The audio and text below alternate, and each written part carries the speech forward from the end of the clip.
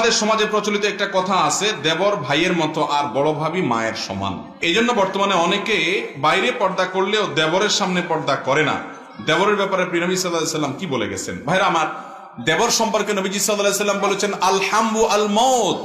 মহিলাদের জন্য দেবর হলো মৃত্যুর মতো, পুরুষদের জন্য শালিকা হলো মৃত্যুর মতো।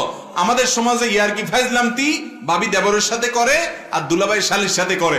আর নবীজি সাল্লাল্লাহু আলাইহি ওয়াসাল্লাম এই দুইটাকে মৃত্যু থেকে যেরকম পালায় মানুষ, সেরকম পালাইতে বলছেন, কারণ এখানে ফিতনার ভয় থাকে বেশি। অতএব যারা বলে দেবর হলো ভাইয়ের মতো, তাদেরকে বলতে হবে, তোমার স্বামী মারা গেলে দেবরের সাথে বিয়ে জায়েজ আছে, তোমার ভাইয়ের সাথে কি বিয়ে জায়েজ আছে? তাহলে দেবর ভাইয়ের মতো কেমনে হলো? এটা ভণ্ডামি কথা। যারা বলে ভাবি হলো মায়ের মতন, তাদেরকে বলতে হবে মায়ের সাথে বিয়ে তো জায়েজ নাই, হারাম, কিন্তু তোমার ভাই মরে গেলে এই ভাবিরই তুমি বিয়ে করা জায়েজ আছে। তাহলে বোঝা গেল এ কখনো মায়ের মতন না, এটা ভাবি, এটা অন্য 10টা মহিলার মতো।